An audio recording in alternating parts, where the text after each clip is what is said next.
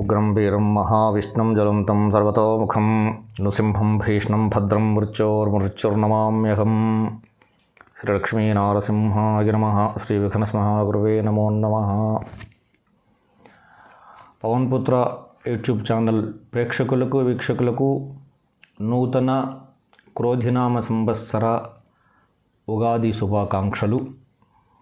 ఈ సంవత్సరం పేరు క్రోధినామ సంవత్సరం. ఇప్పుడు మనము 12 రాసుల్లో ద్వాదశ రాశి ఫలితాలు చెప్పుకుంటూ వస్తున్నాం. 3వ రాశి అయినటువంటి మిథున రాశి గురించి చెప్పుకుందాం. ఈ మిథున రాశిలో మృగశిర 3-4 పాదములు అంటే కా కి అనే అక్షరములు, ఆరుద్ర 4 పాదములు, కు ఖం జ్ఞ చ అనే అక్షరములు, పునర్వసు 3 పాదములు, కే కో హ అనే అక్షరాలు ఉంటాయి. ఒక 2 ముక్కల్లో మిథున రాశి గురించి చెప్పుకోవాలి అని చెప్పేసి అంటే మొట్టమొదటిగా టూకీగా అసలు మిథున రాశి వాళ్ళు ఎలా ఉంటారు అని చెప్పుకోవాలంటే, మిథున రాశి వాళ్ళు ఎక్కువగా హాస్య చతురత ఎక్కువగా ఉంటుంది. అంటే ఎక్కువగా హాస్యంగా మాట్లాడడానికి ఇష్టపడుతూ ఉంటారు. అట్లాగే ప్రతి ఆలోచనను కూడా 2 రకాలుగా, ఎందుకంటే మిథున రాశి దిస్వభావ రాశి. మనకు రాశుల్లో 3 రకాలు ఉన్నాయి: చరరాశి, స్థిర రాశి, దిస్వభావ రాశి. దిస్వభావ రాశి కాబట్టి 2 రకాలుగా ప్రతి విషయంలో కూడా 2 రకాల ఆలోచనలు చేస్తూ ఉంటారు. వీడికి ఈ రాశిలో జన్మించిన వారు ఎక్కువగా బ్యాంకు రంగంలో కానీ, లేదా వ్యాపార రంగంలో కానీ, లేదా జ్యోతిష్యులుగా కానీ, లేదా పురోహితులుగా కానీ ఈ విధంగా ఉద్యోగాలు చేస్తూ ఉంటారు. వీరికి తమ యొక్క పనుల కంటే ఇతరుల యొక్క పనుల మీదే శ్రద్ధ ఎక్కువగా ఉంటుంది. అంటే ఇతరులకు పనులు చేయడంలోనే పరోపకారం మిన్న అన్నట్టుగా ఎక్కువగా ప్రవర్తిస్తూ ఉంటారు. ఇంకొకటి ఏంటంటే, గణితం అంటే అమితమైన ఆసక్తి ఉంటుంది. గణితంలో అంటే క్యాలిక్యులేషన్స్ చేయడంలో మహా దిట్టగా ఉంటారు. వీరికి సహజంగా జీర్ణ సంబంధమైన వ్యాధులు ఎక్కువగా వేధిస్తూ ఉంటాయి వీళ్ళని. తర్వాత వీరికి ఎక్కువగా భక్తి పారవశ్యంతో తమ యొక్క జీవితాన్ని గడుపుతూ ఉంటారు. అంటే లౌకికపరమైనటువంటి మెటీరియలిస్టిక్ లైఫ్లో ఉండేటువంటి వాహనాలు, ఇండ్లు, భోగ భాగ్యాలు వీటిపైన పెద్దగా ఆసక్తి ఉండదు వీరికి. ఈ మిథున రాశి యొక్క తత్వం ఇది.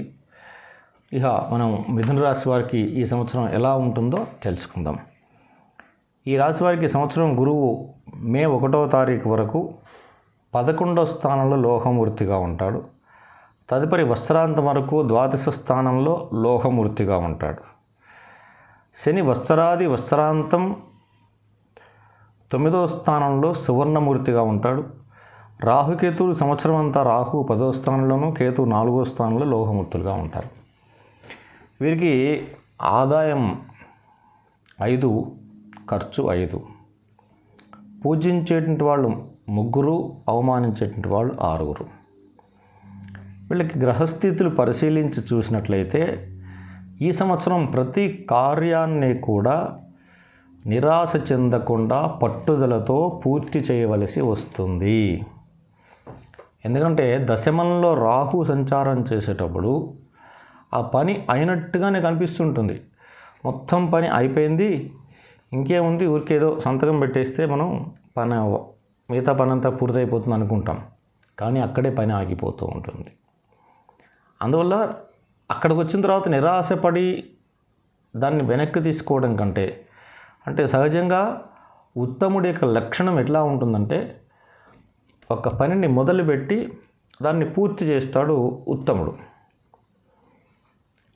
అట్లాగే మధ్యముడి లక్షణం, మధ్యముడు అంటే పని మొదలుపెట్టి ఏదో కొంత పూర్తి చేసి ఆపేస్తాడు. అధముడి లక్షణం ఒకచోటే కూర్చొని ఆ పని అట్లా చేయాలి, ఈ పని ఎట్లా చేయాలి, ఇది ఇట్లా చేస్తే బాగుంటుంది, అట్లా ఊరికే ఆలోచిస్తూ మాత్రం కాలక్షేపం చేస్తారు, టైం పాస్ చేస్తూ ఉంటారు కానీ పని చేయడు. కాబట్టి ఈ సంవత్సరం మీరు ఉత్తముడిలాగా ప్రవర్తించాలి, అంటే పట్టుదలతో చేయాలన్నమాట. నిరుద్యోగులకు తీవ్రమైన శ్రమతో మాత్రమే ఉద్యోగాన్ని పొందగలుగుతారు. ఈ రాశిలో ఉన్నవారు, ఈ సంవత్సరం ఉద్యోగం లేని వాళ్ళు ఎవరైతే ఉన్నారో వాళ్ళు ఎవరైనా సరే, ఈ రాశిలో ఉన్నవారు ఖచ్చితంగా ఈ సంవత్సరం పట్టుదలతో మాత్రమే ఏదైనా చేయగలుగుతారు. తొందరపాటుతో ఒక ఉద్యోగం వదిలేసి మరో ఉద్యోగం దగ్గరికి వెళ్ళడం మాత్రం చేయకూడదు. ఎందువలన ఈ ఉద్యోగం వస్తున్నట్టు ఈ ఉద్యోగం వదిలేస్తే ఆ ఉద్యోగం వస్తుందిలే అనిపిస్తుంటుంది. దశమంలో రాహువు కదా, భ్రమకు కారకుడు రాహు, భ్రమలు కల్పిస్తూ ఉంటాడు. అక్కడికి వెళ్ళిన తర్వాత ఇది పోతుంది, అది రాదు, నిరాశ నిస్పృహలకు లోను కావాల్సి వస్తుంది. అందువల్ల కొత్త ఉద్యోగం వచ్చేంత వరకు పాత ఉద్యోగం, మన వాళ్ళు ఏం చెప్తారు, పట్టుకొమ్మ దొరికే వరకు ఉన్న కొమ్మ వదిలిపెట్టకూడదు. అంటే ఒక చెట్టు మీద కూర్చొని ఉంటావు, లేదంటే ఒక చెట్టును కొమ్మను పట్టుకొని వేలాడుతూ ఉంటావు, వరదలో కొట్టుకుపోతూ ఉంటే నీకు ఒక చెట్టు కొమ్మ దొరుకుతుంది. దీనికంటే పెద్ద కొమ్మ దొరుకుతుందేమో అనే ఉద్దేశంతో దీన్ని వదిలిపెట్టకూడదు. అది దొరికిన తర్వాత దీన్ని వదిలిపెట్టాలి. అంతేగాని వరదలో కొట్టుకుపోతుంటే ఇంకొంచెం ముందుకు పోతే ఇది వదిలేస్తే ఇంకోటి దొరుకుతుంది కదా, దీన్ని వదిలేద్దామనుకుంటే మొత్తం జీవితం పాడైపోతుంది అక్కడ. అందువల్ల ఇక్కడ ఉన్న ఉద్యోగం వదిలిపెట్టేసి కొత్త ఉద్యోగంలో చేరడం కాకుండా, కొత్త ఉద్యోగంలో ఖచ్చితంగా వస్తుంది అక్కడికి వెళ్తా అని చెప్పేసి కొత్త ఉద్యోగాన్ని కన్ఫర్మ్ చేసుకొని పాత ఉద్యోగానికి రిజైన్ చేయండి. సత్కార్యములకే ధనం వ్యయం చేస్తారు, ఇది మంచిదే. వ్యాపారం చేసేటువంటి వారు భాగస్వాములతో కొన్ని ఇబ్బందులు ఎదుర్కొంటారు. అంటే బిజినెస్ పార్ట్నర్స్ ఉంటారు కదా, వాళ్ళందరితో చాలా జాగ్రత్తగా ప్రవర్తించండి. విదేశీ ప్రయాణంలో కూడా, అంటే విదేశీ ప్రయాణాలు చేయాలనుకున్న వారికి కొన్ని ఆటంకాలు ఏర్పడవచ్చు. న్యాయస్థాన విషయంలో అనుకూలమైన తీర్పులు వస్తాయి. ఏదైనా కోర్టు సంబంధమైన వ్యవహారంలో చాలా కాలం నుంచి మీరు ఎదురు చూస్తూ ఉంటే చక్కటి తీర్పులు వస్తాయి. తండ్రి నుంచి రావలసిన స్థిర చరాస్తులు పొందుతారు. అయితే వీరికి ఒక గమనిక ఏంటంటే, మీ యొక్క తండ్రి యొక్క ఆరోగ్యం తీవ్రంగా ఆందోళన కలిగించే విషయం ఈ సంవత్సరం మీ జీవితంలో జరుగుతుంది. తండ్రికి తీవ్రమైన అనారోగ్యం కలిగే అవకాశాలు గట్టిగానే సూచన మీకు చేయవలసి వస్తుంది. లేదా తండ్రి తరఫున బంధువులకు కానీ ఏదైనా అశుభవార్త వినవచ్చు. తండ్రి తరఫున బంధువులు కానీ ఈ విధంగా జరిగే అవకాశం ఉంటుంది. శారీరకంగా కూడా ప్రతి విషయంలో కష్టాన్ని ఎదుర్కోవాల్సి వస్తుంది. మీరు ఏదైనా సరే ఈ సంవత్సరం హార్డ్ వర్క్ చేయాల్సి వస్తుంది. సంతానం లేని వారికి మాత్రం తప్పనిసరిగా సంతానం కలుగుతుంది. ఆర్థిక సంబంధించిన విషయాల్లో కూడా కొన్ని ఆర్థిక ఇబ్బందులు ఏర్పడతాయి. విద్యార్థులు తీవ్రమైన ప్రయత్నం చేత మాత్రమే మంచి ఫలితాలు పొందుతారు. ఎందుకంటే మీ చతుర్థ స్థానంలో కేతు ఉన్నాడు కన్యారాశిలో. 4వ స్థానంలో ఎప్పుడైతే విద్యాస్థానంలో కేతు ఉన్నాడో విద్యా భంగం ఏర్పడడం కానీ, లేదా విద్యలో మీరు అనుకున్నంత ర్యాంకు సాధించలేకపోవడం కానీ, లేదా ఏ విద్యలో మీరు ప్రవేశం పొందుతామనుకుంటున్నారో ఆ విద్యలో కూడా ప్రవేశం పొందటం అతి కష్టంగా కానీ మారవచ్చు. సంవత్సరం మధ్యలో మాత్రం కొన్ని మంచి పరిణామాలు ఏర్పడతాయి. విద్యార్థులు ఎవరైతే విదేశాలు వెళ్ళాలనుకుంటున్నారో వారికి ఆకస్మికంగా ప్రయత్నం విజయవంతమై విదేశాలకు వెళ్తారు. మీరు ఇంకా రాలేదు అనుకుంటూ ఇంకా ఎప్పుడో వస్తుందో చూద్దాంలే మెల్లగానే మీరు ఆలోచిస్తూ కూర్చుంటే ఎప్పుడో సడన్గా మీకు కాల్ వచ్చేస్తుంది, మీరు ఇమీడియట్గా బయలుదేరి వెళ్ళిపోవాల్సి వస్తుంది. ఏ మాత్రం తొందరపడి ఇతర మనసులు గాయపరచకండి. వాహనాలు నడిపే విషయంలో కూడా ఏమాత్రం అజాగ్రత్తగా ఉండకూడదు. ప్రభుత్వ ఉద్యోగస్తులు ఎవరైతే ఉన్నారో వారికి స్థానచలనం కలిగేటువంటి అవకాశం ఉంది. అట్లాగే ప్రభుత్వ ఉద్యోగంలో ఉన్నవారైనా ఏ ఉద్యోగంలో ఉన్నవారైనప్పటికీ కూడా దశమంలో రాహు సంచారం వలన మీరు అతి శీఘ్రంగా పైకి మెట్లెక్కేసి అతి శీఘ్రంగా నేను ఉన్నత స్థానంలో కూర్చోవాలి, అధికార పీఠంలో అనుకునేటువంటి ఆశను ప్రస్తుతానికి వదిలేయడం మంచిది. ఎందువల్లంటే దశమ రాహువు ఆ కేతు దృష్టి ఎలాగో ఉంటుంది. ఈ సమయంలో అత్యుత్సాహంతో తొందరగా ఇచ్చేసి ఏదైనా సరే వెళ్ళి తొందరగా జీవితంలో అభివృద్ధి సాధించాలి అనుకునేటువంటి తత్వం ఉంటుంది కాబట్టి అలా చేయకండి. ఆధ్యాత్మిక సామాజిక సేవలకే కొంత ధనము ఖర్చు చేయవలసి వస్తుంది. ఆధ్యాత్మిక సంబంధం అంటే దైవ సంబంధమైన కార్యక్రమాలకి, సమాజ సంబంధమైన కార్యక్రమాలకి ఈ సంవత్సరం కొంత డబ్బు ఖర్చు చేస్తారు. సంతానము సాధించిన విషయాలు ఒకంత గర్వము, ఆనందము కలుగుతాయి. అంటే మీ పిల్లలు ఈ సంవత్సరం మంచి ఉద్యోగంలో సెటిల్ అయిపోవడమో, లేకపోతే మంచి చదువు పూర్తి చేసుకొని ఉద్యోగ అవకాశాలు రావడమో, లేదంటే మీ పిల్లలకి వివాహం కాని వారికి వివాహం కావడమో, లేదా మీ పిల్లలకి ఎవరైతే ఇంకా ఉన్నారో వివాహమైన వారికి సంతానం కలగడమో, లేదా మొత్తానికి మీకు ఆనందం కలిగించేటువంటి సంఘటనలు మీ పిల్లల విషయంలో జరుగుతాయి. ఇష్టమైన వస్తువులు అనగా భూమి, ఆభరణాలు సంపాదించినప్పటికీ మరలా కొన్ని కోల్పోవాల్సి వస్తుంది. మీరు గతంలో సంపాదించి ఎంతో ఇష్టంగా పెంచుకుంటున్న తోటలో, భూమిలో, వ్యవసాయ పొలములో ఏవైనా సరే, లేదంటే ఆభరణాలు వాటిని కొంత నష్టపోవాల్సి వస్తుంది. ఉన్నతాధికారుల నుంచి అక్షంతలు తప్పవు. ఇక్కడ అక్షతలు వేరండి, అక్షంతలు వేరండి. చిన్న పూజారులు, పురోహితులు వేసేటువంటి వాటిని అక్షతలు అంటారు. అక్షతలు అంటే ఆశీర్వచనం కలిగించేటువంటివి. అక్షతలు అంటే మనం బియ్యం కలిగినప్పుడు, పసుపుతో కలిపినప్పుడు బియ్యం గింజ అలాగే ఉంటే వాటిని అక్షతలు అంటారు. అలా కాకుండా ఆ బియ్యం గింజ సగం ఇరిగిపోయి 2 ముక్కలు అవుతుంది. అవి వాడకూడదు. ఆశీర్వచనానికి ఎవరికైనా మనం వేయడానికి వాడకూడదు. వాటిని అక్షింతలు అంటారు. అక్షింతలు అంటే ఆగ్రహానికి గురి కావడం. అనుగ్రహము, ఆగ్రహము ఒకటే అక్షరం తేడా. అనుగ్రహం అంటే ఆశీర్వచనం, ఆగ్రహం అంటే కోపం. మన వాళ్ళు అంటూ ఉంటారు, ఏదైనా పని చేస్తే పెద్దవాళ్ళు తిడుతూ ఉంటే అక్షింతలు పడ్డాయా అంటారు. అక్షింతలు వాటి పేరు. అక్షతలు వేరు. క్షయము కానటువంటివి అక్షతలు. కాబట్టి ఇక్కడ మీరు ఈ సంవత్సరం అక్షంతలు వేయించుకోవాల్సి వస్తుంది పెద్దవాళ్ళతో, అంటే మీ ఆఫీసర్స్తో, వాళ్ళతో జాగ్రత్తగా ఉండాలి. రాజకీయ నాయకులు తమ స్వార్థాన్ని వదిలి సమాజం యొక్క రక్షణే ధ్యేయంగా ముందుకు కొనసాగుతారు. రాజకీయ రంగంలో ఉన్నవారు ఈ సంవత్సరం తప్పనిసరిగా ముందుకు వెళ్ళే అవకాశము, తమ యొక్క స్వార్థాన్ని వదిలిపెట్టి సమాజ సేవకు పాటుపడతారు. వ్యవసాయ రంగంలో ఉన్న వారికి చక్కటి పంటలు పండినప్పటికీ ఆదాయ విషయంలో అంత సంతృప్తికరంగా ఉండదు.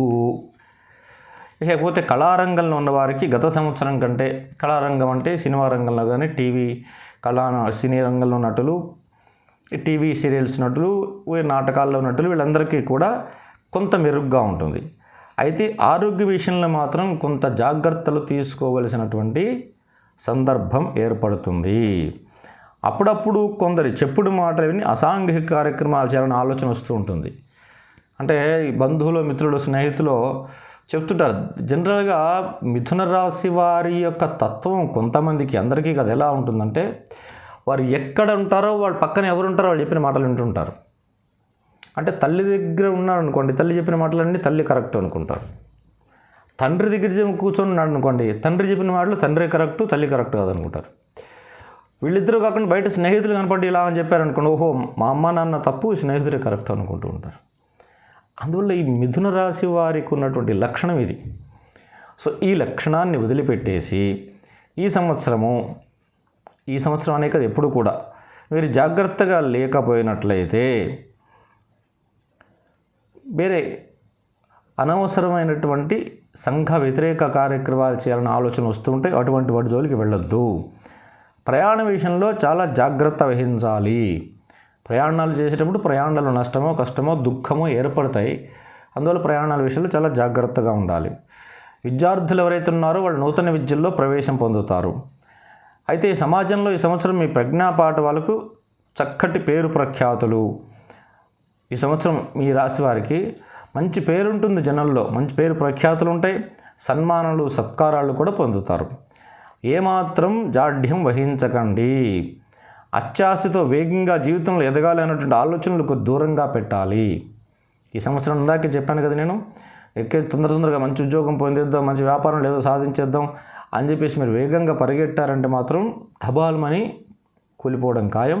కాబట్టి జీవితాన్ని ఈ సంవత్సరం ఆచితూచి అడుగులు వేసుకుంటూ ప్రతి నిమిషం కూడా జాగ్రత్తగా ఆలోచించి ముందుకు వెళ్ళడం చాలా అవసరము.